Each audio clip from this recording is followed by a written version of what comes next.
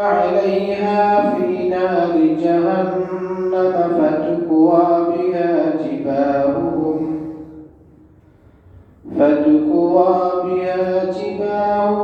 وجنوبهم وظهورهم هذا ما كنزتم لأنفسكم فذوقوا ما كنتم تكنزون صدق الله العلي العظيم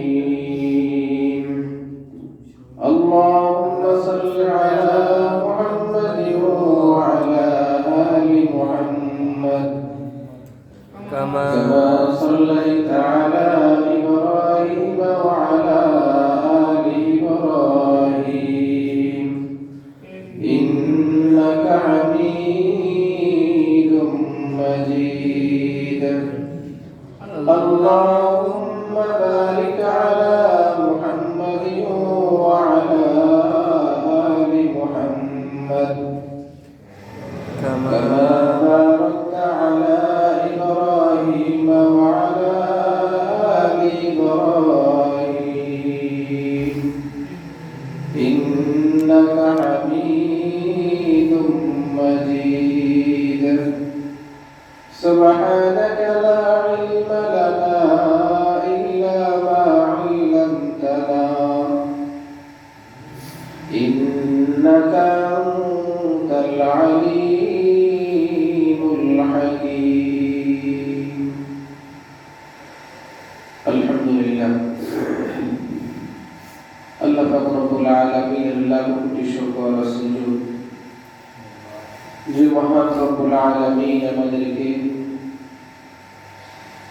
পবিত্র মাস রমাদান মাস পবিত্র দিন জুমার দিন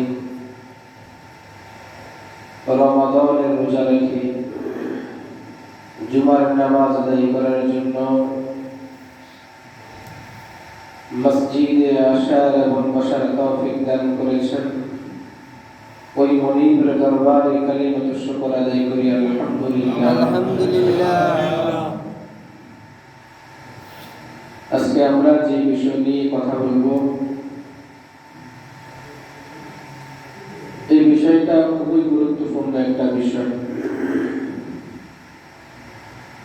এটা শুধু ব্যক্তি কেন্দ্রিক গুরুত্বপূর্ণ বিষয় এমনটা নয়, এটা ইসলামেরও একটা গুরুত্বপূর্ণ একটা বিষয়। আর সেই বিষয়টা হলো যাকাত। যাকাতকে কয়েকটা ভাগে আমরা ভাগ করে যাকাত নিয়ে আমরা কথা বলবো, আল্লাহ তাআলা তৌফিক দান করেন। এক নম্বর কথা হলো যাকাতের অর্থ।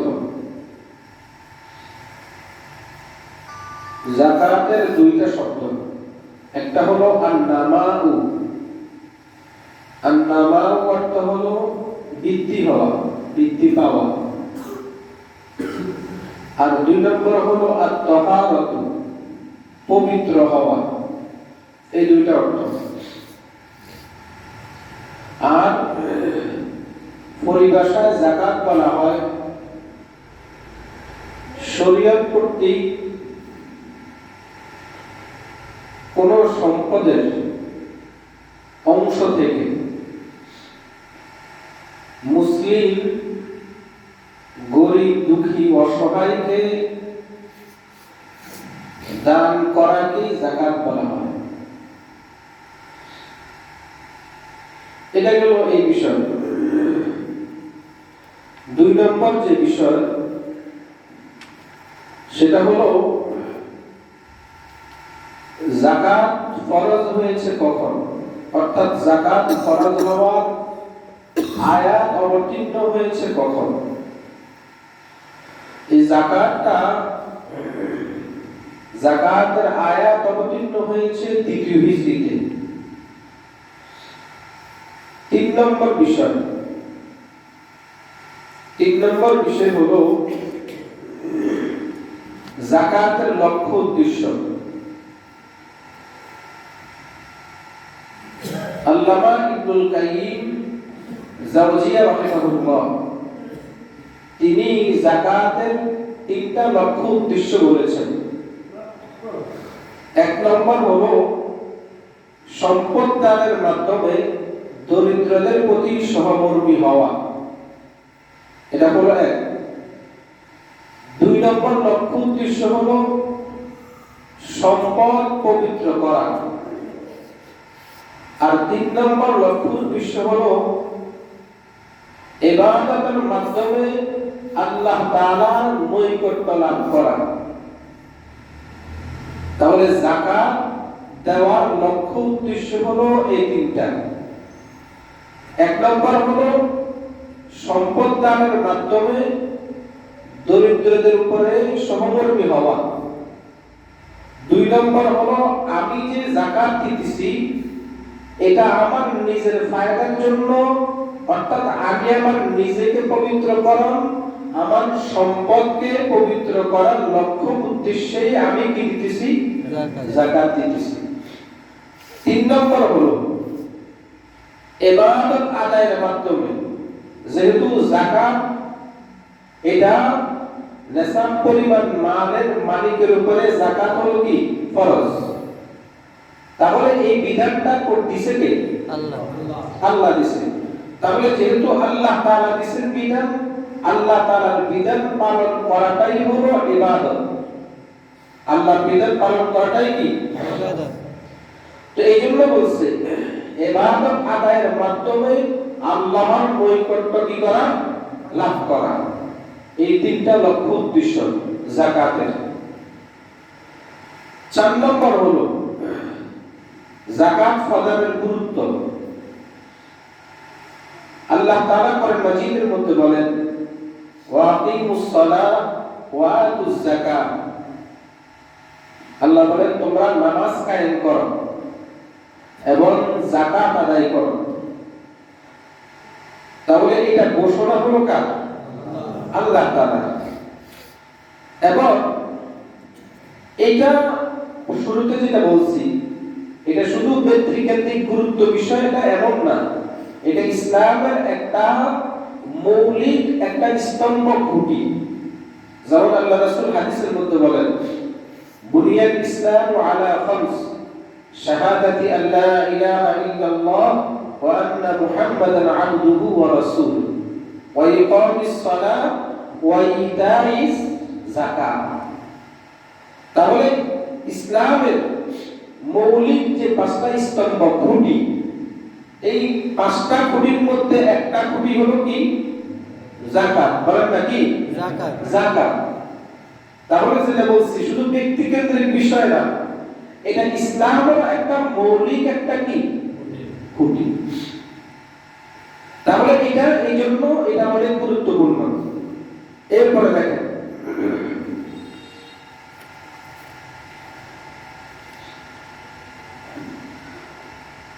গুরুত্বের ক্ষেত্রে আল্লাহ রাসূল সাল্লাল্লাহু আলাইহি ওয়াসাল্লাম হাদিসের মধ্যে বলেন আমি যে যাকাতটা দিব, এই যাকাতটা আমি কেন দিব? এই যাকাতটা আমি দিব হলো আমার উপরে অর্পিত দায়িত্ব পালন করার জন্য। আমার উপরে অর্পিত দায়িত্ব কি করার জন্য? পালন করার জন্য। যেহেতু যাকাত ফরজ করছে কে? তাহলে আল্লাহ আমার উপরে একটা দায়িত্ব কি করছে? দিয়ে দিয়েছে। তাহলে ওই দায়িত্বটা আমি পালন করার জন্য কি করব? যাকাত দিব। ওই দায়িত্বটা পালন করার জন্য কি করব? যাকাত দিব। আরেকটা বিষয় হলো যে ব্যক্তি যাকাত দিবে, স্বাভাবিক হলো আমরা ইবাদত বন্দেগী করি, কিন্তু আমাদের ইবাদত বন্দেগী আমাদেরকে গুনাহের কাছ থেকে ফিরাইতে পারে না। তার মানে আমরা আমাদের ইবাদত বন্দেগীর ওই স্বাদটা আমরা পাই না। এইজন্য আমাদেরকে আমাদের ইবাদত বন্দেগীগুলো গুনাহ থেকে কি করতে পারে না? ফিরাইতে পারে না। ২ নম্বর হলো একজন ব্যক্তি জান্নাতে যাওয়ার জন্য তার প্রথম শর্ত হলো কি? ঈমান। একজন ব্যক্তি বলছি, মানুষ একজন ব্যক্তির জন্য জান্নাতে যাওয়ার জন্য তার জন্য প্রথম শর্ত হলো কি? ঈমান। ঈমান ছাড়া কি কেউ কি জান্নাতে যেতে পারবে? না, পারবে না। তাহলে ঈমান। তো এই হাদিসের মধ্যে এটা বলতেছে যে ব্যক্তি যাকাত দিবে সে ঈমানের স্বাদ পাবে। বলেন সে কি পাবে? ঈমানের স্বাদ পাবে। আমি ঈমানের স্বাদ যদি পাই তাহলে দুনিয়ার যত ঝড় তুফান যত কিছুই আসুক না কেন, যত প্লাবনার যত ঘূর্ণিঝড় আসুক না কেন, আমাকে আবার ঈমান থেকে সরাইতে পারবে না, কেউ পারবে না আমাকে। এরপরে দেখেন আল্লাহ তাআলা এই যে যাকাত আর সদকা এগুলো মানুষ করে না। হাদিসের মধ্যে আসছে আল্লাহ তাআলা এই যে দানগুলো আছে আল্লাহ তাআলা তেনার কুদরতি হাতে এই দানগুলো আল্লাহ তাআলা গ্রহণ করে। সুবহানাল্লাহ। দান, যাকাত এবং সদকা এগুলো করলে এগুলো আল্লাহ তাআলা কি করেন? আল্লাহ তাআলা নিজ হাতে আল্লাহ তাআলা কি করেন? গ্রহণ করেন। তাহলে আল্লাহ তাআলা যেহেতু গ্রহণ করেন, এই জন্য হাদিসের মধ্যে আসছে কাল কিয়ামতের ময়দানে আল্লাহ তাআলা মানুষকে বলবে যে আমি তোমার কাছে আসছিলাম পিপাসিত হয়ে, কিন্তু তুমি আমাকে পানি কি করো নাই? পান করাও নাই। আমি ক্ষুধার্ত অবস্থায় তোমার কাছে আসছি, তুমি আমাকে আহার দাও নাই। তো আল্লাহ তাআলা কি আসছে নাকি? আল্লাহ তাআলা তো আসে নাই। আল্লাহ তাআলার বান্দা অভাবী পিপাসিত ও তারা যখন আমার কাছে আসছে তো আমি কি করছি? তাদেরকে দূর দূর করে ফিরিয়ে দিছি। তো আল্লাহ তাআলা এখানে এটাই উদ্দেশ্য করে বুঝিয়েছেন যারা যাকাতের হকদার আপনি তাদেরকে দেওয়া মানে কাকে দেওয়া? আল্লাহকে দেওয়া। কথা বুঝে আসছে? এই জন্য এই বিষয়গুলো খেয়াল রাখা। আরেকটা জিনিস হলো দান করার দ্বারা সম্পদ কমে না। বলেন দান করার দ্বারা সম্পদ কি করে না? সম্পদ কমে না। এবার আসেন যাকাত আমরা প্রত্যেকে প্রত্যেক জিনিসের লাভ তালাশ করি। আমরা কি তালাশ করি? লাভ। যে আমি এই কাজটা যে করবো আমার লাভ কি, ঠিক না? আমি যে ওইখানে যাব আমার লাভ কি, আমার বেনিফিট কি, আমার ফায়দা কি, আমার তালাশ করি না? তো আল্লাহ তাআলা আমাদের জন্য যাকাত দিলে আল্লাহ তাআলা আমাদের জন্য কিছু কি রাখছেন? ফায়দা রাখছেন। বান্দা যখন মানুষকে যখন ফায়দার কথা বলে তখন মানুষ ওই কাজটা কি করে? গুরুত্ব দিয়া ওই কাজটা করে।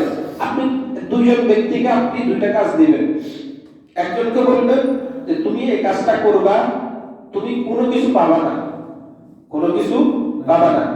আর আরেকজনকে বলবেন যে তুমি এই কাজটা করবা আর তার বিনিময়ে আমি তোমাকে টাকা দিব অথবা সম্পদ দিব, যেটাই দাও আমি তোমাকে দিব। তাহলে বলেন এই দুই ব্যক্তির মধ্যে কাজের মধ্যে গুরুত্ব কার বেশি হবে? কে বেশি কাজের মধ্যে গুরুত্ব দিবে? আপনি যাকে বলছেন দিবেন তার কাজের মধ্যেই তার কি থাকবে? গুরুত্ব বেশি থাকবে, ঠিক না? তো এই জন্য আল্লাহ তাআলা বান্দাদেরকে একটু ফায়দা, যেহেতু আল্লাহ তাআলা তো বান্দাদেরকে তো দেওয়ার জন্যই আল্লাহ তাআলা বান্দার তো প্রস্তুত রাখছেন। বান্দার তো আল্লাহ তাআলা কি রাখছেন?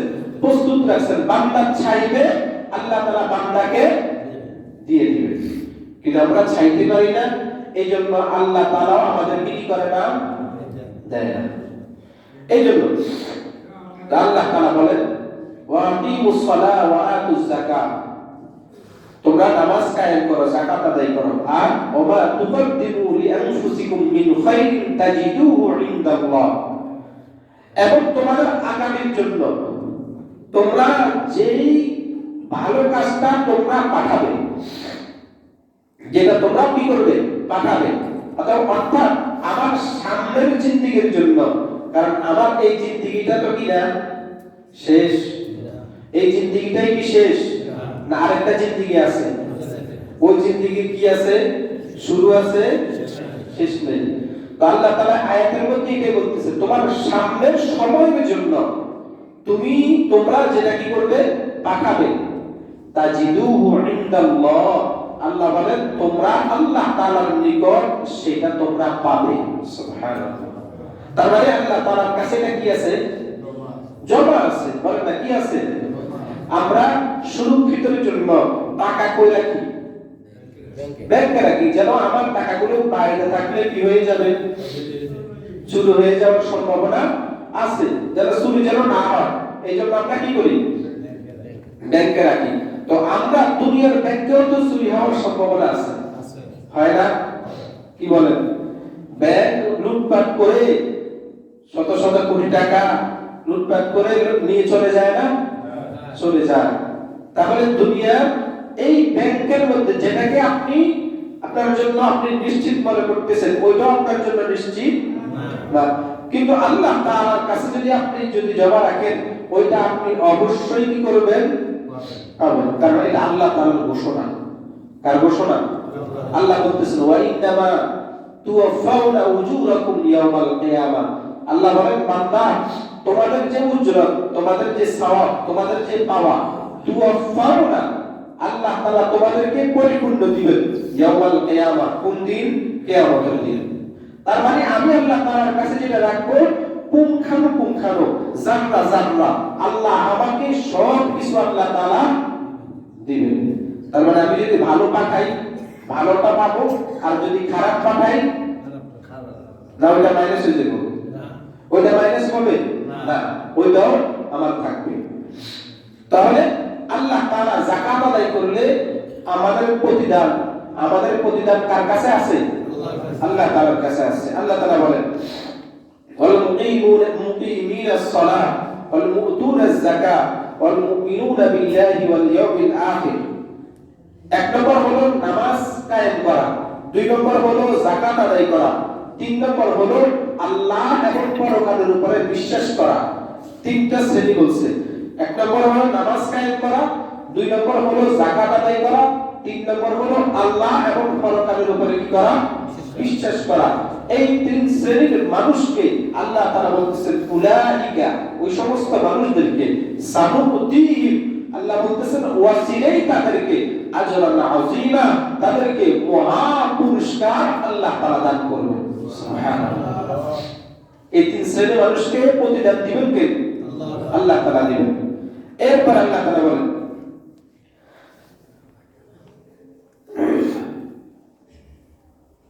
আরেকটা বিষয় হলো, আমি যখন যাকাত দিব, যাকাতের কারণে আমার যে সম্পদ, আমার এই সম্পদটা অনিশ্চয়তা থেকে, ক্ষতি থেকে হেফাজত থাকবে।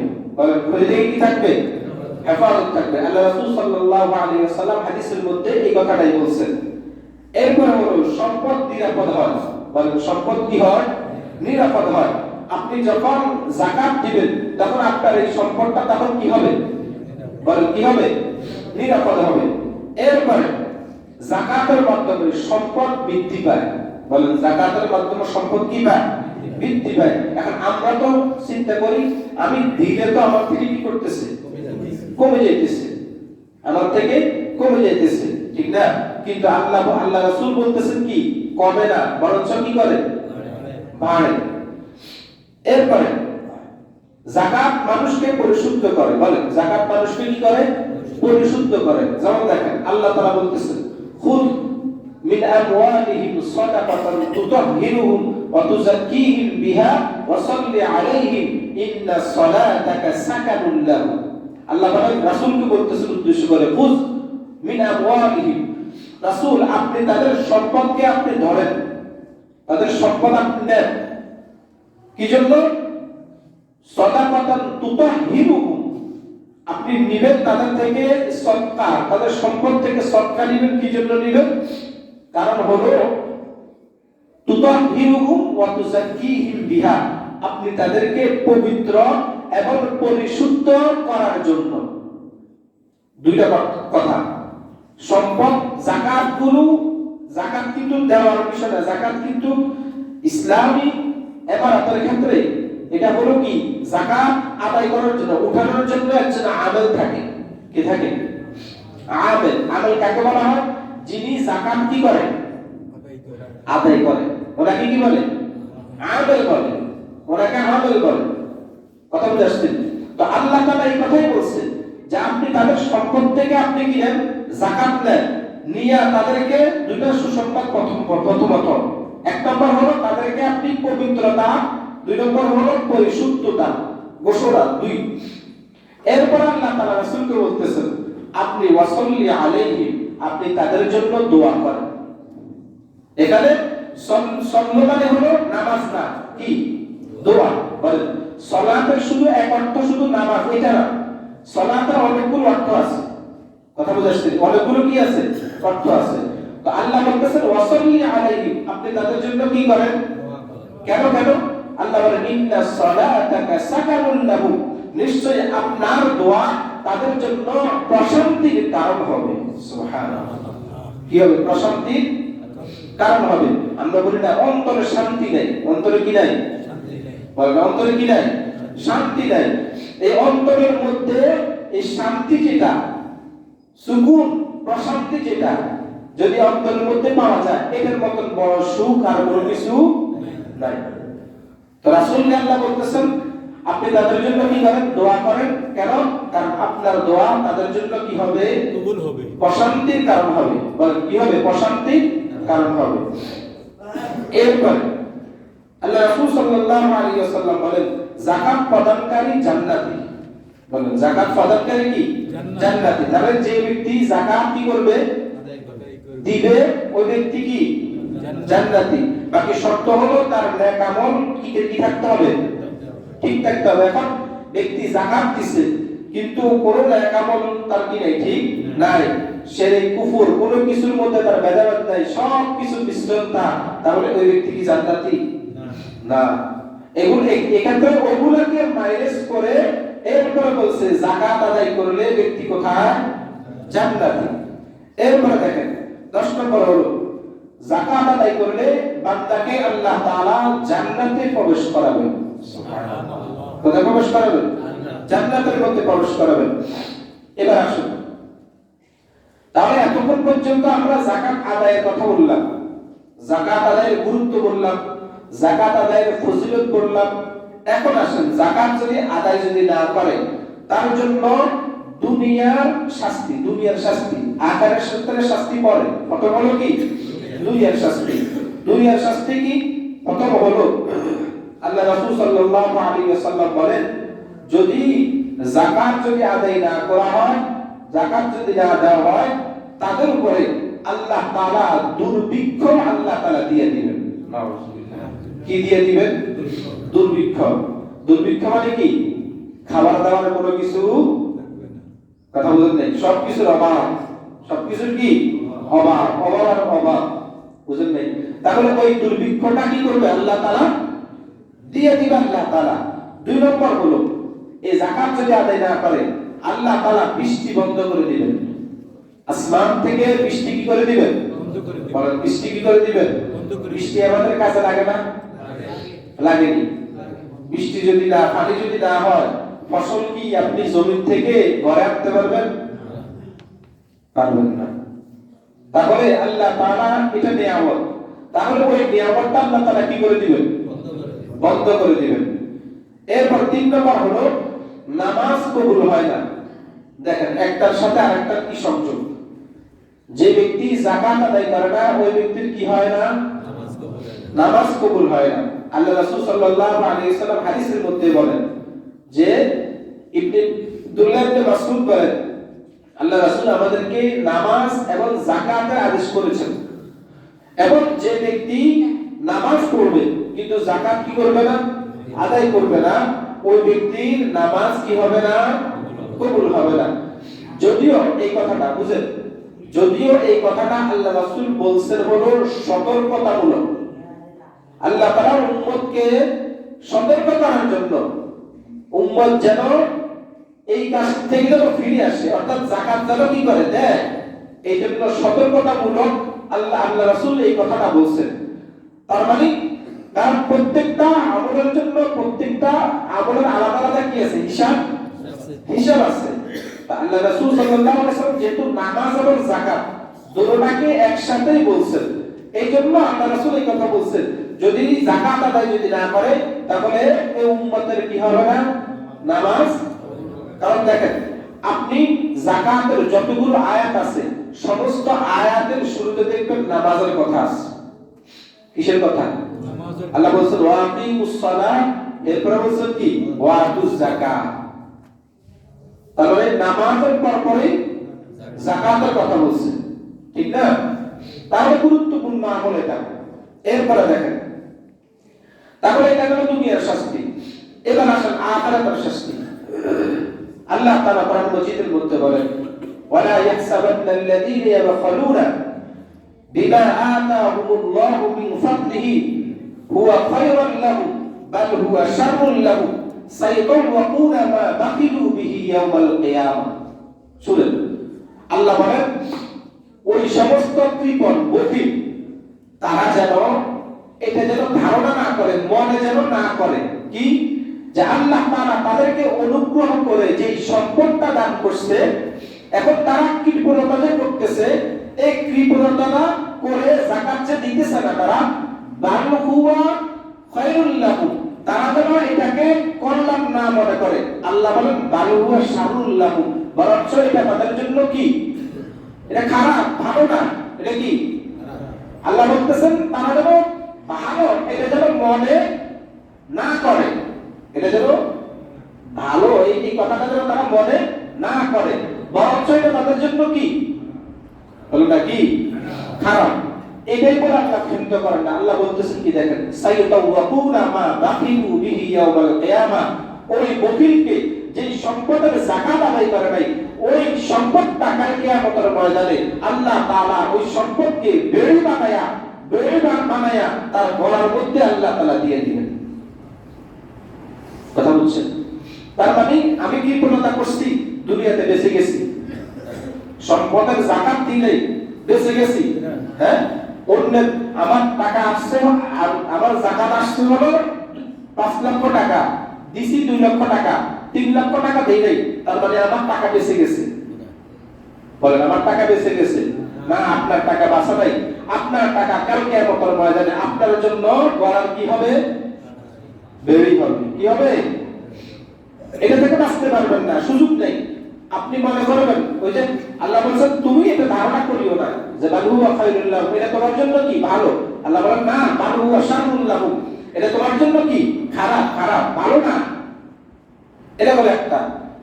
2 নম্বর, আল্লাহ তাআলা কোরআন মাজিদের মধ্যে বলেন ওয়াল্লাযীনা ইয়াকনিজুনা আয-যাহাবা ওয়াল ফিদ্দাতা ওয়া লা ইউনফিকুনাহা ফি সাবিলিল্লাহ। আল্লাহ বলেন যারা স্বর্ণ রূপা, স্বর্ণ কি রূপা, যারা ইয়াকনিজু, যারা কি করে নিজেদের কাছে মজুদ রাখে, সঞ্চিত রাখে, যারা কি করে নিজেদের কাছে রাখে, ওয়া লা ইউনফিকুনাহা ফি সাবিলিল্লাহ, যারা আল্লাহর রাস্তায় খরচ করে না, অর্থাৎ তারা কি করে না, যাকাত আদায় করে না। আল্লাহ বলেন ফাবাশশিরহুম বিআযাবিন আলীম, তাদের জন্য দেখেন আল্লাহ এখানে কি শব্দ ব্যবহার করছেন, ফাবাশশিরহুম, আল্লাহ এখানে সুসংবাদ বলছেন। সুতরাং তাদের জন্য সুসংবাদ। কিসের সুসংবাদ? বিআযাবিন আলীম, যন্ত্রণাদায়ক শাস্তির সুসংবাদ তাদের জন্য। বলেন যন্ত্রণাদায়ক শাস্তি, এটাকে আল্লাহ কি বলছেন, কি বলছেন? সুসংবাদ বলছে, সুসংবাদ। কথা বুঝে আসছে? এরপর আল্লাহ বলেন ইয়াওমা ইউহমা আলাইহা ফি নারি জাহান্নাম ফাতুকওয়া বিহা জিবাহুহুম ওয়া জুনুবুহুম ওয়া যুহুরুহুম। এই যে সম্পদগুলো, স্বর্ণরূপা যে সম্পদগুলো আছে, এই সম্পদগুলোকে আগুনের মধ্যে দেওয়া হবে। কোথায়? আগুনের মধ্যে। আগুনের মধ্যে দিয়া এরপর কি করবে? বান্দার কপালের মধ্যে দিবে। কোথায়? কপালে ডাক দিবে। কোথায় দিবে? বলেন না কোথায় দিবে? কপালে দিবে। এবং এই যে 2 পাশ, এই 2 পাশে ডাক দিবে। এই 2 পাশে কি দিবে? ডাক দিবে। আর কোথায়? ওয়াজুহুরুহুম, এবং পিঠে ডাক দিবে। কপাল, 2 পাশ, এবং কোথায়? পিঠে। কি করবে? কি দিয়া? আগুন দিয়া। আগুন দিয়া না, আমার ওই সম্পদ দিয়া, আমার ওই কোন সম্পদ যেটা আমি দুনিয়া থেকে রাখছি, নিজের কাছে গচ্ছিত রাখছি, নিজের কাছে রেখে দিছি, কি করি নাই, যাকাত দেই নাই, ওই সম্পদ দিয়ে আমার কপালে, আমার দুই পাশে, আমার পিঠে আল্লাহ তাআলা কি করবেন? দাগ দিবেন। কথা বুঝে আসছে? এরপর আসেন দেখেন, এটা দেওয়ার পর কি কি বলবেন আল্লাহ তাআলা? হাযা মা কানাসতুম লিআনফুসিকুম। আল্লাহ বলবেন, ও বান্দা, এই যে তোমাকে যেটা দিয়ে দাগ দেওয়া হইতেছে, হাযা ইহা মা কানাসতুম, এটা হলো ওই জিনিস, মা এটা হলো ওই জিনিস, কানাসতুম যেটা তুমি গচ্ছিত রাখছো, যেটা তোমার কাছে তুমি রাখছো, এটা হলো ওই জিনিস। আল্লাহ বলেন ফাযুকু, সুতরাং আজকে স্বাদ আস্বাদন করো, আজকে মজা গ্রহণ করো। মা কুনতুম তাকবিজুন, যেটা তুমি তোমার কাছে গচ্ছিত রাখছো, আজকে ওইটার স্বাদ আজকে তুমি কি করো? আস্বাদন করো। কে বলবেন? আল্লাহ বলবেন। কে বলবেন? আল্লাহ। কোরআন আয়াত। এরপরে দেখেন আল্লাহ রাসূল সাল্লাল্লাহু আলাইহি ওয়াসাল্লাম বলেন, মান আতাহুল্লাহু মালা, যে ব্যক্তিকে আল্লাহ তাআলা সম্পদ দিয়েছেন, ফালাম ইউআদ্দি যাকাতা, ব্যক্তি কি করে নাই? যাকাত আদায় করে নাই। মুসিলা লাহু ইয়াউমাল কিয়ামাতি শুজাআন আকরাহু লাহু যাবিবাতানি ইউতাওয়াকুহু ইয়াউমাল কিয়ামা। আল্লাহ রাসূল বলেন, যখন যাকাত আদায় করবে না, এরপর তার এই সম্পদটা একটা টেকোসাপ বুঝেননি? টাকলা সাপ, টাকলা, যার মাথার মধ্যে কি নাই? বলেন না, কি নাই? এখন মাথার মধ্যে চুল নাই কেন? আল্লাহ রাসূল বলতেছেন, সে এই পরিমাণ সে গুসা হবে, এই পরিমাণ কি হবে?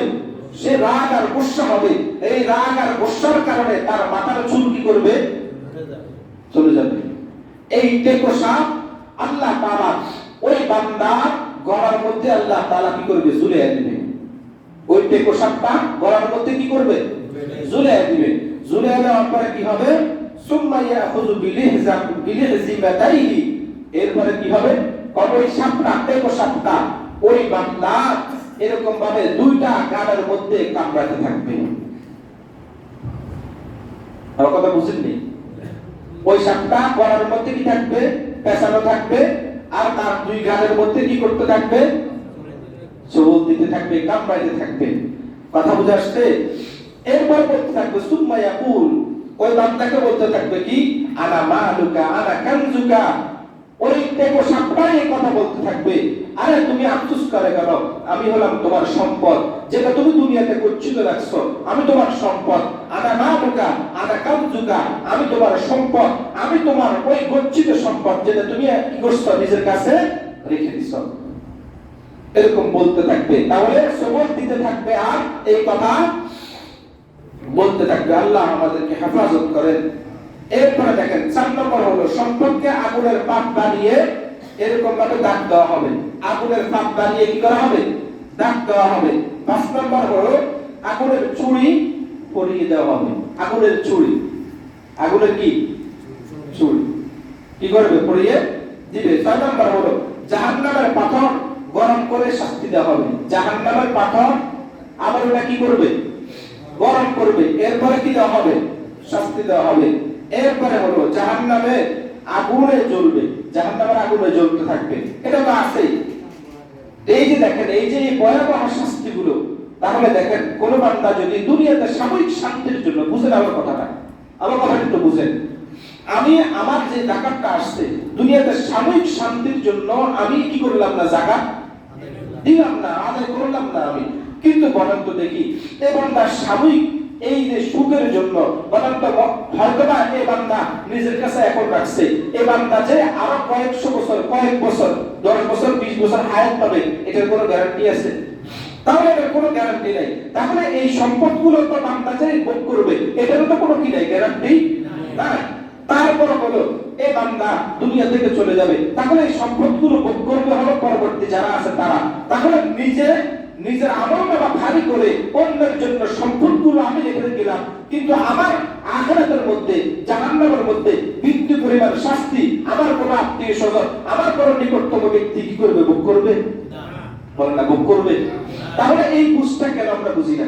যে আমি যে অন্যের জন্য এত এত এত খাটতেছি, এত করতেছি, অন্যায় ভাবে এই সম্পদগুলো আমি নিজেকে কি রাখতেছি? নিজের কাছে রাখতেছি। হ্যাঁ, আবার আমরা বলি এই কথাটা, আমি কি আমার জন্য করি নাকি? আপনি কার জন্য করেন? আপনি কার জন্য করতেছেন? আপনি যদি আপনি আজকে দুনিয়া থেকে চলে যাবেন, এগুলো তো এমনি আপনার থাকবে না, এমনি তো আপনার থাকবে না। আপনি যাদের জন্য করতেছেন তারা তো আপনার এই পাপের বোঝাগুলো কাল কিয়ামতের ময়দানে নিবে নিবে। ওয়ালা তাজিরু ওয়াজিরাতু উযরা উখরা, প্রত্যেকের বোঝা বহন করবে, কেউ কাহারও বোঝা বহন করবে না। তাহলে আপনি কার চিন্তা করতেছেন? ইয়াউমা ইয়াফিরুল মারউ মিন আখি ওয়া উম্মিহি ওয়া আবি, ভাই ভাইকে দিকে পলায়ন করবে, এরকম ভাবে সন্তান বাবাকে দিকে পলায়ন করবে, স্ত্রী স্বামীকে দিকে পলায়ন করবে, বাবা পিতাকে দিকে পলায়ন করবে, মা সন্তানকে দিকে পলায়ন করবে। তাহলে কার জন্য করতেছেন আপনি এই কথাটা? যে আমি কি আমার জন্য করি নাকি? আমি তো আমার সন্তানদের জন্য করতেছি। যে সন্তানদের জন্য আপনি এই হারাম উপার্জনগুলো করতেছেন, এই হারাম উপার্জনের বিন্দু পরিমাণ বাকি আপনার সন্তানরা আপনারা দিবে, বলেন না দিবে? তাহলে আপনি যে হারাম উপার্জনটা করতেছেন, আপনি খাওয়াইতেছেন, আপনি নিজেও জাহান্নামে হইতেছেন, সন্তানদেরকেও তাদের কানের মধ্যে হারাম ঢুকাইয়া তাদের সব কিছু থেকে আপনি তাদেরকে বঞ্চিত করতেছেন, সব কিছু থেকে বঞ্চিত করতেছেন। একদিক না, সব দিক থেকে বুঝে আসে না আর কি। হিসাব হলো এটা। আল্লাহ আমাদেরকে হেফাজত করেন। এবার আসেন, এবার হলো এতক্ষণ পর্যন্ত আমরা গুরুত্ব, ফজিলত, শাস্তি এটার উপর ছিলাম এতক্ষণ পর্যন্ত। এবার একটু গুরুত্বপূর্ণ বিষয়, সেটা হলো কি যাদের উপরে যাকাত ওয়াজিব। যাদের উপরে যাকাত কি ওয়াজিব, এক নম্বর হলো যাকাত ওয়াজিব হওয়ার জন্য, অর্থাৎ ফরজ হওয়ার জন্য মুসলমান হওয়া লাগবে। কি লাগবে? অমুসলিমের উপরে যাকাত ফরজ আছে নাই। দুই নম্বর হলো সুস্থ মস্তিষ্ক, যার মাথা কি আছে, ঠিক আছে। দুই, তিন নম্বর হলো আজাদ হওয়া, গোলাম না, কারোর অধীনের যে ব্যক্তি কাজ করে। অর্থাৎ এখন তো গোলাম, এখন ওইটা কথা নাই, এখন আমরা সবাই কি আজাদ, এটা মনে করি আর কি। চার নম্বর হলো বালক, প্রাপ্তবয়স্ক হওয়া। এখন আরেকটা হলো যদি অপ্রাপ্ত বয়স্কের উপরে যদি নেশাব পরিমাণ মালের যদি মালিক হয়, কথা বুঝেন নাই, বাবা কি করছে, ছেলে এখনো প্রাপ্তবয়স্ক হয় নাই, বাবা সন্তানের নামে কি করছে, সম্পদ লিখে দিছে। তারপরে যেহেতু লিখে দিছে, তার মানে সন্তান এখন, যদিও আপনি আইন অনুযায়ী সন্তান এখনো কি হয় না, মালিক হয় নাই, কিন্তু বানাই দিয়েছেন আপনি। তাহলে যদি এটা হয়, তাহলে সন্তানের পক্ষ থেকে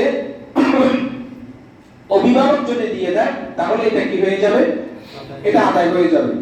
এরপরে আসেন যাকাত ফরজ হওয়ার শর্ত হলো তিনটা। কয়টা? এই বিষয়গুলো খেয়াল করবেন। যাকাত ফরজ হওয়ার শর্ত কয়টা? তিনটা। এক নম্বর হলো নেসাব পরিমাণ সম্পদের মালিক হওয়া।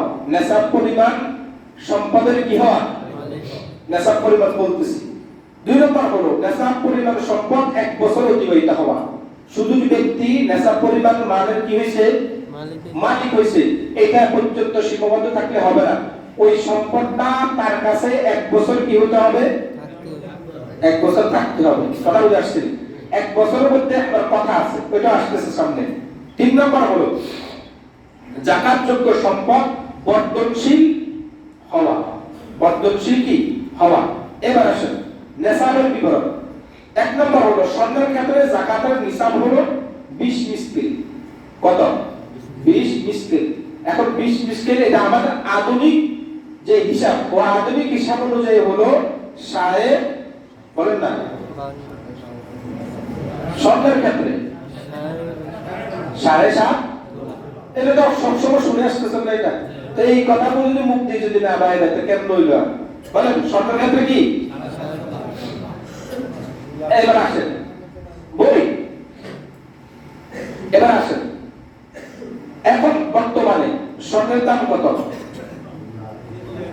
বলেন? 22 ক্যারেট যেটা, ওই স্বর্ণের দাম কত? ওইটার দাম হলো 2,61,040 টাকা বর্তমান বাজার। কত? 2,61,000 কত 40 টাকা। এটা হলো কত ক্যারেট? 22। আর 21 হলো 2,49,143। এটা বর্তমান বাজার মূল্য বলতেছি। আর 18 ক্যারেট 2,13,600 68, আর একটা হলো সনাতন। কি সনাতন? সেটা হলো 1,74,785 টাকা। এটা হলো বর্তমান স্বর্ণের কি মূল্য। তো যদি কারো কাছে যদি কতটুকু থাকে, 7.5 ভরি কি থাকে, স্বর্ণ থাকে, তাহলে ওই ব্যক্তি নেশাবের কি মালিক। তাহলে ওই ব্যক্তি নেশাবের কি মালিক। 2 নম্বর আসেন রূপা। রূপার ক্ষেত্রে নেশাব হলো 200 দিরহাম। কত দিরহাম? 200 দিরহাম।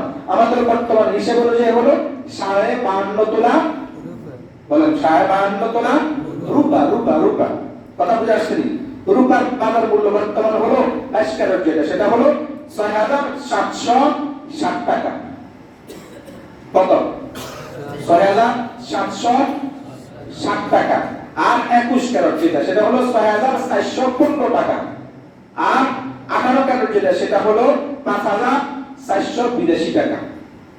এটা হলো কি রূপার ক্ষেত্রে বর্তমান বাজার মূল্য যেটা এটা।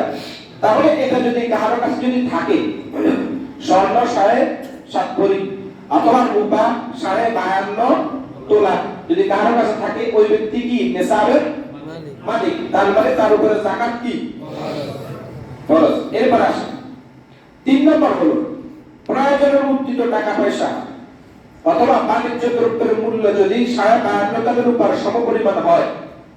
আপনার কাছে টাকা আছে, স্বর্ণ যে পরিমাণ আছে এই পরিমাণ টাকা আপনার কাছে কি 7.5 স্বর্ণের মূল্য যেটা, এই পরিমাণ টাকা আপনার কাছে স্বর্ণ নাই, কি আছে?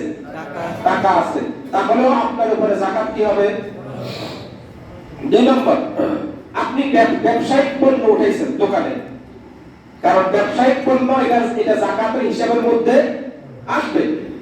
বুঝলেন নাই? এটা হিসাবের মধ্যে কি আসবে।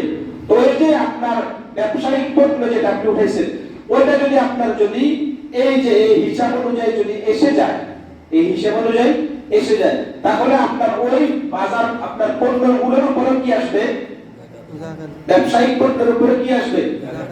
যাকাত আসবে। এই জন্য এগুলোর হিসাবও এক্ষেত্রে দেখেন টাকা এবং এই বাজার পণ্য যেটা, এর ক্ষেত্রে আপনি স্বর্ণের হিসাব না করলে আপনি করবেন কিসের হিসাব? রূপার হিসাব। কিসের হিসাব? রূপার হিসাব করবেন। কি করবেন? আপনি এখন চিন্তা করবেন, হায়রে 7.5 ভরি স্বর্ণ, এটার দাম তো কি পরিমাণ, কথা বলতে নাই। তাহলে এত টাকা যেহেতু আমার কাছে নাই, তার মানে আমার উপরে যাকাত কি নয়? যাকাত ফরজ হয় নাই, হিসাব তো সেটা। এখন আপনার কাছে টাকা আছে হলো মনে করেন 52.5 তোলা রূপা পরিমাণ আপনার কাছে কি আছে? টাকা আছে। আপনি মনে করেন 22 ক্যারেট 6,760 টাকা। তা আপনি এটাকে 52 দিয়ে কি দেন? পূরণ দেন। পূরণ দেন। তাহলে যে পরিমাণ টাকা আসবে ওই পরিমাণ টাকা যদি আপনার কাছে কি করে থাকে, তাহলে আপনার উপরে যাকাত কি হবে? আর ভালো বুঝছেন নি? আপনি ওইটা হিসাব করতে গেলে কিন্তু অনেকের উপরে কি আসবে না? যাকাত। অনেকে খুশি হয়ে যাবে যে যাকাত আমার উপরে কি হবে না? ফরজ হবে না। কিন্তু আপনি ওইটা হিসাব না, টাকা এবং এই ব্যবসায়িক পণ্যের ক্ষেত্রে আপনি হিসাব করতে হবে কিসের? রূপা। বলেন কিসের হিসাব করতে হবে? রূপার হিসাব করতে হবে। যে রূপা 52.5 তোলা রূপার মূল্য যে পরিমাণ, ওই পরিমাণ টাকা যদি আমার কাছে থাকে, তাহলে আমার উপরে যাকাত কি ফরজ। কথা বুঝে আসছেন? এরপর আসেন 4 নম্বর। সেটা হলো দেখেন, একজনের কাছে 7.5 ভরি স্বর্ণ পরিপূর্ণ নাই, অথবা একজনের কাছে 52.5 তোলা রূপা পরিপূর্ণ নাই, অথবা রূপার সমপরিমাণ টাকা কোন ব্যক্তির কাছে নাই, অথবা ব্যবসায়িক কোন পণ্য এই রূপা 52.5 তোলা রূপা পরিমাণ তার পণ্য তার কাছে নাই। বুঝিয়ে কথা। তাহলে কিন্তু মনে করেন এই 4টার মধ্যে 3টা আছে তার কাছে, মনে করেন রূপা আছে, টাকা আছে, ব্যবসায়িক পণ্য আছে, কিন্তু সবগুলো মানে আলাদা আলাদা, একটা কিন্তু ওই রূপার সমপরিমাণ নয়, কিন্তু প্রত্যেকটা আলাদা আলাদা অল্প করে হলো কি আছে। তাহলে তিনটা আপনি যদি মিলানোর পরে যদি 52.5 তোলা রূপার সমপরিমাণ যদি মূল্য হয়, তাহলেও আপনার উপরে যাকাত কি হবে? মাসালা বুঝছেন নি? আবার বলি, খেয়াল করেন। অর্থাৎ আপনার কাছে কি আছে? রূপা আছে, কি আছে? অথবা আপনার কাছে কিছু স্বর্ণ আছে। স্বর্ণের ক্ষেত্রে এই বিষয়টা বেশি আসে। আপনার কাছে কিছু কি আছে? স্বর্ণ আছে। আবার আপনার কাছে কিছু কি আছে? নগদ টাকা আছে। আবার আপনার কাছে ব্যবসায়িক কিছু কি আছে? মাল আছে।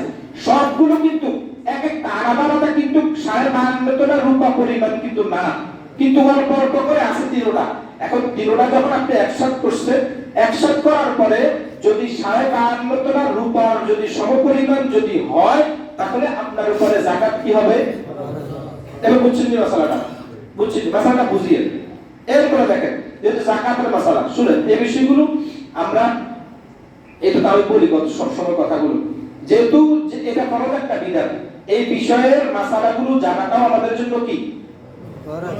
এই বিষয়ে আমাদেরকে সবকিছু জানাটাও কি ফরজ। কিন্তু আফসোসের বিষয় হলো সত্য, এটা আমরা জানি না, এটা হলো বিষয়। দেখেন 5 নম্বর হলো, এটা একটা গুরুত্বপূর্ণ, সেটা হলো দেখেন, আমরা অনেক সময় ছোট ছোট বাচ্চাদের জন্য, মেয়ে বাচ্চাদের জন্য আমরা স্বর্ণ আনি। স্বর্ণ কি? বাবা বিদেশ আছে অথবা তো বাবা কি করে, মেয়ে ছোট, তো মেয়ের জন্য কি আনে? কানের দুল আনে, গলার চেইন আনে স্বর্ণের। আনে না? আনেনি? আনে। এখন এই যে স্বর্ণটা আনে, আনার পরে প্রথম কথা হলো, আপনি যদি সন্তানকে মালিক বানিয়ে দেন, কাকে? সন্তানকে। যে আমি এটা আনছি সন্তানের জন্য, তো সন্তানকে মালিক বানিয়ে দিছি। আর না হয় যদি 2 নম্বর যদি হয়, সেটা কি? যে আমি এখন সন্তানকে দিব না, আমার কাছে জিনিসটা সন্তানের, কিন্তু এখন আমি আমার কাছে রাখছি, এখনো সন্তানকে মালিক বানিয়ে দেই নাই, স্বর্ণগুলো আমার কাছে আছে। যদি এমন হয়, তাহলে যদি মালিক বানিয়ে দেন, তাহলে মালিক বানিয়ে দিলে এটার হিসাব আসবে না। আর যদি মালিক যদি না বানিয়ে আপনার কাছে যদি রাখেন, তাহলে এই স্বর্ণের হিসাবটাও আপনার করতে হবে। কথা বুঝে আসছে? এই স্বর্ণের হিসাবটাও আপনাকে কি করতে হবে? আপনাকে করতে হবে। কথা বুঝে আসছে? এরপরে আসেন, এরপরে যেটা বলছি, নেশার পরিমাণ মাল শুধু থাকলেই হবে না, ওই ব্যক্তির উপরে একটা বছর কি হতে হবে? বলেন না, একটা বছর কি হতে হবে? অতিবাহিত হতে হবে। দেখেন, আমরা আমাদের এখন বর্তমান সময়ের মধ্যে আমরা বেশিরভাগ হিসাব করি হলো রমজান। কোন সময়? আমরা এখন বেশিরভাগ হিসাব করি হলো কি? যাকাতের হিসাবটা আমরা রমজানে করি। তাহলে আপনি চন্দ্র মাসে হিসাব করতে হবে। কোন মাসে? চন্দ্র মাসে। আপনি ইংরেজি মাসে হিসাব করলে হবে না, কারণ শরীয়তের বিধান কি ইংরেজি মাস অনুযায়ী? কোন মাস অনুযায়ী? চন্দ্র মাস, আরবি মাস অনুযায়ী। তাহলে আপনার এই বিধানটা আল্লাহ প্রদত্ত, তাহলে আল্লাহ প্রদত্ত বিধানটার হিসাবটা আপনি করতে হবে কি দিয়া? বলেন কোন দিয়া? আরবি মাসে, চন্দ্র মাস দিয়ে আপনাকে এটা করতে হবে। এটা আপনি ইংরেজি মাস হিসাব করলে হবে না। কথা বুঝাচ্ছি? তো এই জন্য মনে করেন আপনার রমজানে আপনার কাছে মনে করেন নেশাব পরিমাণ মালের মালিক আপনি আছেন, কিন্তু মাঝখানে অথবা 3-4 মাস যাওয়ার পরে আপনি নেশাব পরিমাণ মালের মালিক আর এখন নাই, আপনার সম্পদ কি করছে? কমে গেছে। কথা বুঝাচ্ছি? কিন্তু আবার ওই সেম মাসে যখন আবার আসছে, যে মাসে আপনি নেশাব পরিমাণ মালের মালিক হইছেন, আবার যখন আরেকটা বছর ঘুরে যখন আপনি ওই মাসে যখন আসছেন, আবার যদি ওই মাসে যদি আপনার যে টাকাগুলো এখন আর আপনি নেশাব পরিমাণ মালের মালিক নাই, এখন যদি আবার যদি আপনার ওই নেশাব পরিমাণ মালের মালিক যদি আবার আপনি যদি হয়ে যান, কোন মাসে? যে মাসে আপনি নেশাব পরিমাণ মালের মালিক হইছেন, আবার একই মাসে আবার আপনার যেই কমতিগুলো ছিল, ওই কমতিগুলো আবার কি হয়ে গেছে? পুরো হয়ে গেছে। তাহলে আপনার উপরে যাকাত অবশ্যই কি করতে হবে? দিতে হবে। তাহলে মাঝখান দিয়ে যে আমার টাকা পাওয়া গেছে, তো শরীয়তের মাসালা হলো মাঝখানে ওই টাকা পাওয়ার হিসাবটা হবে না, ওইটার হিসাব ধর্তব্য হবে না। বুঝছেন? ওইটার হিসাব ধর্তব্য না। আপনি যে মাস শুরু করছেন, যে মাস থেকে হিসাব শুরু করছেন, আবার 1 বছর ওই মাসে যদি আপনি যদি ওই নেশাব পরিমাণ মালের যদি মালিক হন, তাহলে আপনার উপরে যাকাত কি হবে? ফরজ হবে। আপনি মাঝখানে আপনার কি হইছে না হইছে এগুলার হিসাব আসবে না। কথা বুঝে আসছে? এরপর আসেন, আজকে একটু সময় যাক, যাকাতের মাসালা একটু বলে দিই, আপনারা বুঝেন। দেখেন, জাকাতযোগ্য সম্পদ হলো চারটি। কয়টি? চারটি। এক নম্বর হলো জমি থেকে উৎপাদিত ফসল। বুঝিয়ে, জমি না, কি বলছে? জমি থেকে উৎপাদিত ফসল। তাহলে জমি থেকে উৎপাদিত ফসলের উপরে কি আছে? যাকাত আছে। বলেন না, কি আছে? যাকাত আছে। কিন্তু জমির উপরে নাই। বলেন না, জমির উপরে, কারণ জমি আপনার ব্যবহারিক পণ্য, এটা থেকে আপনার রিজিক কি হইতেছে? এটা থেকে আপনার রিজিক আসতেছে। এইজন্য এটার উপরে আল্লাহ তাআলা কি করেন নাই? যাকাত দেয় নাই। আপনি মনে করেন আল্লাহ আপনার উপরে বেইনসাফি করছে, নাউজুবিল্লাহ। না, আল্লাহ আপনার উপরে কি পরিমাণ ইহসান করছে আপনি হিসাবও করতে পারবেন না।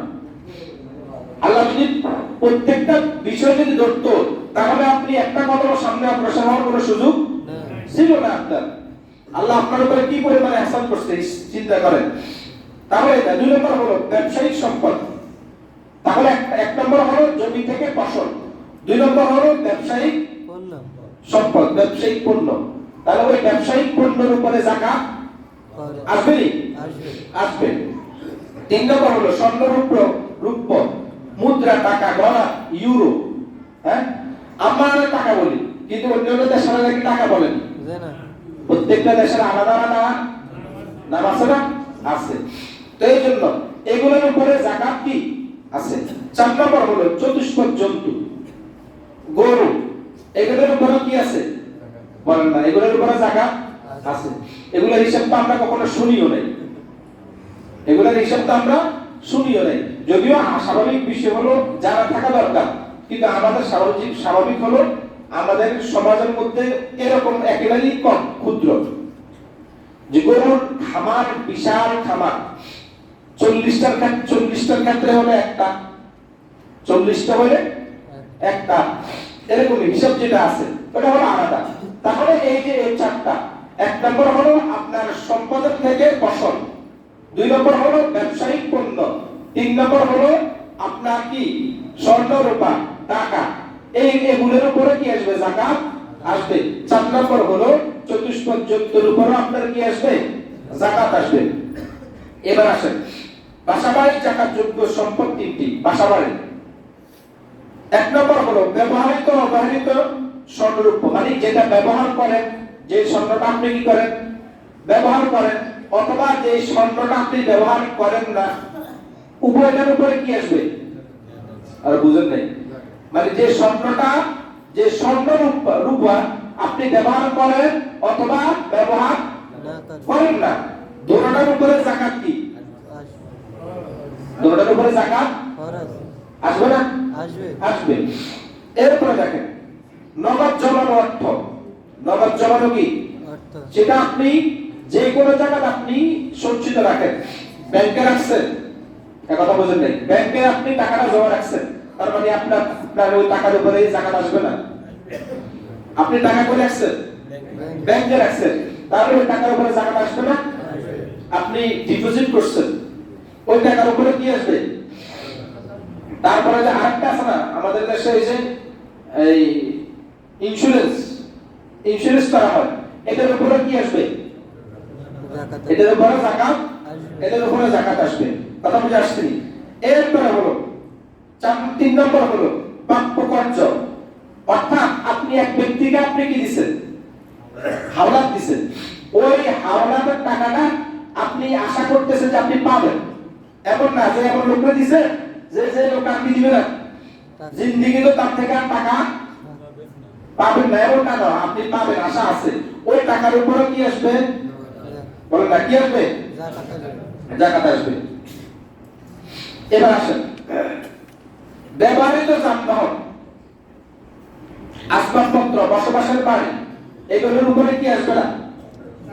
এগুলোর উপরে যাকাত, মানে আপনি যে বাড়িতে থাকতেছেন ওই বাড়ির উপরে যাকাত আসবে না। আপনি যে গাড়িতে চড়তেছেন ওই গাড়ির উপরে যাকাত কি করবে না। আপনি যে আসবাবপত্রগুলো ব্যবহার করতেছেন ওই আসবাবপত্রগুলোর উপরে যাকাত আসবে না। এবার আসেন ঋণের ক্ষেত্রে দুইটা জিনিস খেয়াল করবেন। ঋণের ক্ষেত্রে প্রথম ঋণ হলো আপনি ব্যাংক থেকে আপনার প্রয়োজনের জন্য ঋণ নিছেন, সংসারের প্রয়োজনের জন্য আপনি কি নিছেন? ঋণ নিছেন। ওই ঋণটা কি হবে না? ধর্তব্য মানে ওই ঋণটা দত্তব্য হবে, মানে ওই রকম ঋণ যদি থাকে তাহলে আপনার উপরে যাকাত। মনে করেন আপনি নেশাব পরিমাণ মালের মালিক, এবার আপনার আবার ঋণও আছে, কি আছে? ঋণ আছে। ঋণটা যে আপনি করছেন, এই ঋণটা আপনি আপনার পরিবারের জন্য করছেন, পরিবার চালানোর জন্য করছেন। এখন যদি আপনি ওই ঋণটা যদি মাইনাস করেন তাহলে আপনার উপরে, আপনার কাছে নেশাব পরিমাণ মাল আর কি করে না থাকে না, তার মানে আপনার উপরে যাকাতও কি হবে না, ফরজ। দুই নম্বর ঋণ হলো, এটা হলো আপনার পরিবারের বাড়তি খরচের জন্য, মানে চলার মতো হলো এক জিনিস বুঝিয়ে, আরেকটা হলো বাড়তি খরচের জন্য, অথবা আপনার ব্যবসায়িক প্রতিষ্ঠান আপনি আরো বাড়ানোর জন্য আপনি যে ঋণটা নিছেন ওই ঋণটা আপনার ওই নেশাবের ক্ষেত্রে ওইটা দত্তব্য হবে না ওইটা। এখন আমরা অনেকে মনে করি হুজুর আমরা তো ঋণে আছি, কি আছি? ঋণে আছি। এখন আপনি ঋণটা কি জন্য নিছেন আগে ওইটা বাইর করেন। ঋণটা আপনি কি জন্য নিছেন ওইটাকে বাইর করেন। আপনি কি ব্যবসা বাড়ানোর জন্য ঋণ নিছেন, না আপনার পরিবার অসচ্ছলতা এখন সচ্ছল করার জন্য আপনি ঋণটা নিছেন? আপনি আগে এটা কি করতে হবে, এটা বাইর করতে হবে। এটা বাইর না করে আপনি বলে দিলেন হুজুর আমরা কি আছি, ঋণে আছি, যাকাত আমাদের উপর কি হবে না, ফরজ হবে না। আমরা তো এরকম অনেক কথা আন্দাজে এরকম বলে দিই, আন্দাজে কথা আর কি। তাহলে ঋণটা আপনাকে কি করতে হবে, ঋণটা আপনাকে ঠিক করতে হবে। ঋণটা কোন হিসেবে ঋণ, কথা বুঝে আসছি? এরপরে দেখেন, এবার আসলে হলো দিব কাকে, কথা বুঝে আসছি? দিব কাকে? যাকাতের ক্ষেত্রে মাসালা অনেক, অল্প সময়ের মধ্যে এতগুলো মাসালা, এতগুলো বিষয় বলা সম্ভব না, বাস্তবতা। আমি এখান থেকে আপনাদের জন্য একেবারে যেগুলো গুরুত্বপূর্ণ ওই বিষয়গুলো আমি কি করছি আপনাদেরকে বলছি। যদি আমি বিস্তারিত বলতে চাইতাম অনেক সময়, লম্বা সময় এখানে অতিবাহিত হয়ে যেত, যেহেতু সময় অল্প। এই জন্য আমার এই বিষয়টা বলতে হয়, গুরুত্বপূর্ণ বিষয়। যেহেতু এখন আমরা অনেকে দার্শনকে করবো এই মাসে, করবো এই মাসে, এই জন্য এই বিষয়গুলো যদি আমাদের জানা থাকে, আমাদের দেওয়া এবং গ্রহণ করা উভয়টা আমাদের জন্য কি হবে, সহজ হবে। এই জন্য গুরুত্ব মনে করছি বিদায়, এই জন্য এই জুমায় এই বিষয়টা দিচ্ছি। এবার আসেন, আল্লাহ তাআলা কোরআনের মধ্যে ৮ শ্রেণীর মানুষের কথা বলছে। কয় শ্রেণী বলেন? আজকের জন্য একটু কষ্ট করেন। ৮ শ্রেণীর মানুষের কথা বলছেন। ৮ শ্রেণীর মানুষকে যাকাত দিতে পারবে। কয় শ্রেণীর মানুষকে বলেন? ৮ শ্রেণীর মানুষকে যাকাত দিতে পারবে। এবার আসেন দেখেন, ৮ শ্রেণীর মানুষের মধ্যে ১ নম্বর হলো ইন্নামাস সাদাকাতু লিল ফুকারা। ১ নম্বর হলো দরিদ্র। দরিদ্র শুধু দরিদ্র এমন না, মানে ফকির আর কি। ফকিরের ক্ষেত্রে যার এই পরিমাণ আয়, যে আয় দিয়া সে তার সংসার চালাইতে পারে না, এই ব্যক্তিকে কি বলে? বুঝলেন না? এই ব্যক্তিকে কি বলে? ফকির বলে।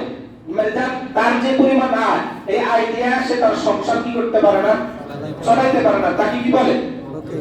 ফকির বলে। তাহলে এই ফকিরকে যাকাত দেওয়া বলেন না, দেওয়া যাবে।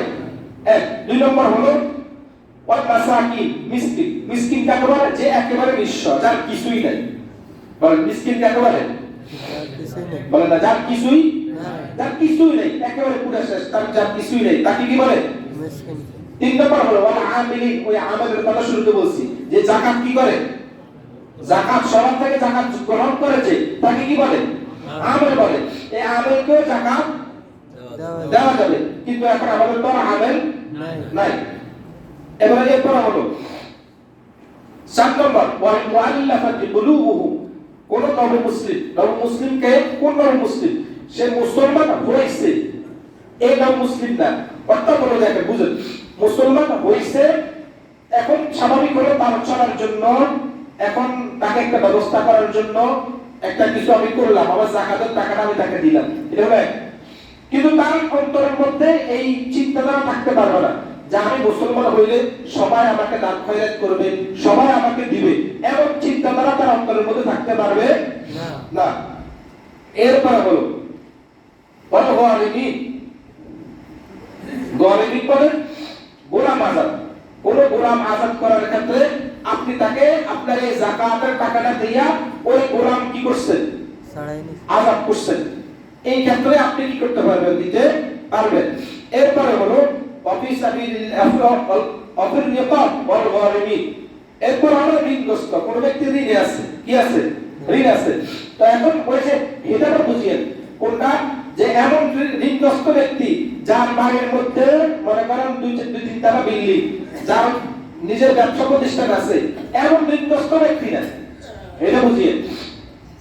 উপরে যে বিষয়গুলো গেছে প্রতি মিসকিন এবং ঋণগ্রস্ত ব্যক্তি যদি হয়, তাকে আপনি আরেকজন থেকে আপনি কি করবেন, উদ্ধার করবেন। তাহলে আপনার এই যাকাতের টাকাটা তাকে দিয়া আপনি কি করতে পারবেন, উদ্ধার করতে পারবেন। এরপর হলো ফি সাবিলিল্লাহ, আরেক নম্বর হলো আল্লাহর রাস্তায় যারা জিহাদ করে তাদেরকে বলা হয় কি, মুজাহিদ। বলে তাদেরকে কি বলে? যারা আল্লাহর রাস্তায় জিহাদ করে তাদেরকে কি বলে? মুজাহিদ বলে। এই মুজাহিদদেরকেও কি করা যাবে? যাকাত দেওয়া যাবে। এখন আপনি বলবেন, এরপরে শেষটা বলে দিতেছি, অফিস সাবিল, যারা মুসাফির, যারা কি মুসাফির, মুসাফিরকেও কি করতে পারবেন, আপনি দিতে পারবেন। এবার আসেন অফিস সাবিলিল্লাহ, এই যে এই কথাটা, আল্লাহর রাস্তার মধ্যে যারা থাকে তাদেরকে কি দেওয়া যাবে? যাকাত দেওয়া যাবে।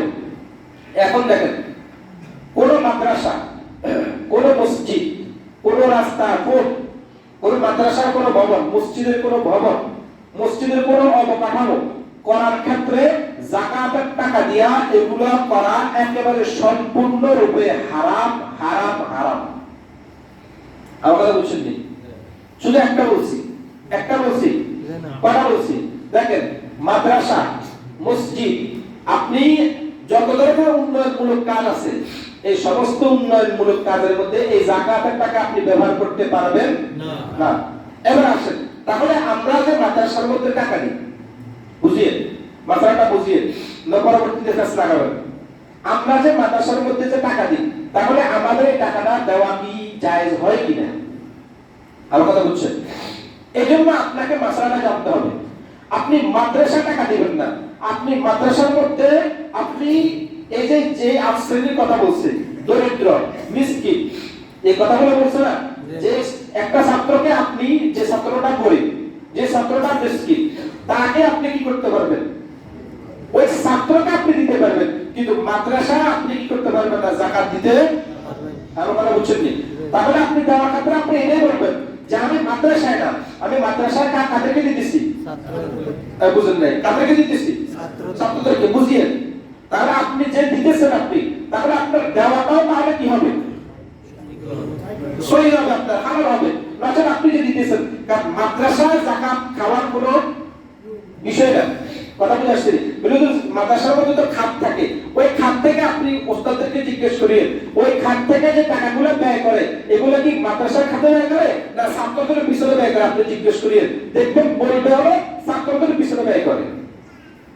আমার কথা বুঝছেন আপনারা? মাদ্রাসাটা বুঝছেন নি? এই জন্য আপনি মাদ্রাসায় যে দিবেন, তাদেরকে দিবেন না মাদ্রাসায় দিবেন? কথা বুঝছেন কি? তাহলে আপনার অন্তরের মধ্যে এই জিনিসটা থাকতে হবে। কথা বুঝে আসছে? এরপর আসেন, আপনি দিতে পারবেন না কাদেরকে? আপনি আপনার মা বাবা, কাদেরকে? মা বাবা, অর্থাৎ আপনার থেকে আপনার উপরেশ্বরী, বলেন আপনার থেকে আপনার উপরেশ্বরী। আপনার মা তো আছে, মা সঙ্গে হলো বাবা, বাবার পরে উপরে কে? আল্লাহ। দাদা, দাদার উপরে কে? কথা বুঝেন নাই? এই যত উপরে যায় কাউকে আপনি কি করতে পারবেন না, দিতে পারবেন না। এবার আসেন নিজের সন্তান, এবার নিচের দিকে আসেন, নিজের নাতি, নাতির ঘরে, কথা বুঝেন নাই? নিচের দিকে আসেন, এদেরকেও কি করতে পারবেন না, যাকাত দিতে। বুঝেননি? তাহলে উপরে আর কোন দিকে? কাউকে কি করতে পারবেন না, যাকাত দিতে পারবেন না। তাহলে আপনি পারবেন টাকা কাকে দিতে? আপনি কথা বুঝছেননি? তাহলে আপনি যদি আপনার মনে করেন আপনার খালা, আপনার ভাই, এই যে যারা আছে, এদেরকে আপনি কি করতে পারবেন? এদেরকে দিতে পারবেন, এদেরকে দিতে পারবেন। এখন আমরা শুনেন একটা জিনিস বুঝেন, আমরা অনেক সময় দূর হিসাব করি, পরিহিসাব করি, দূর হিসাব করি, কিন্তু আমাদের নিকট আমাদের কাছে যারা আছে, আমাদের আত্মীয় স্বজনের মধ্যে মামা আছে, কথা বুঝেন নাই, ভাই আছে, বোন আছে, এই যে এরা আছে না, বলেন না, ভাই আছে, কে আছে? বোন আছে, এদেরকে যাকাত দেওয়া যাবে না? যাবে। তাহলে আপনি আপন জনে কি করে, নিজের আপন জনে কোনো কিছু পায় না, আপন জনে কষ্টে দিন কাটায়। তাহলে হিসাব হবে আপনার নিকট যে আপনি তাকে কি করবেন, কথা বলছেন নি, আপনার নিকট যে আপনি তাকে কি করতে হবে, দিতে হবে। কথা বুঝে আসছে? এই মোটামুটি মোটা দাগে যে কথাগুলো বলছি এই বিষয়গুলো খেয়াল রাখবেন। আর কোন যদি যাকাতের ক্ষেত্রে কোনো মাসালার ক্ষেত্রে যদি সন্দেহ কোনো মাসালা যদি দরকার হয় তাহলে এসে জেনে নেবেন। বাকি কোনো কথা যেটা আমি বলি নাই এরকম কোনো কথা চর্চা করবেন না, এমন কোনো কথা দোকানপাটে রাস্তায় অহেতুক কথাবার্তা বলবেন না। আল্লাহর রাস্তায় বলতেছি, আল্লাহ আমাদেরকে কবুল করেন। যারা সুন্নাত পড়েন না সুন্নাত পড়েন।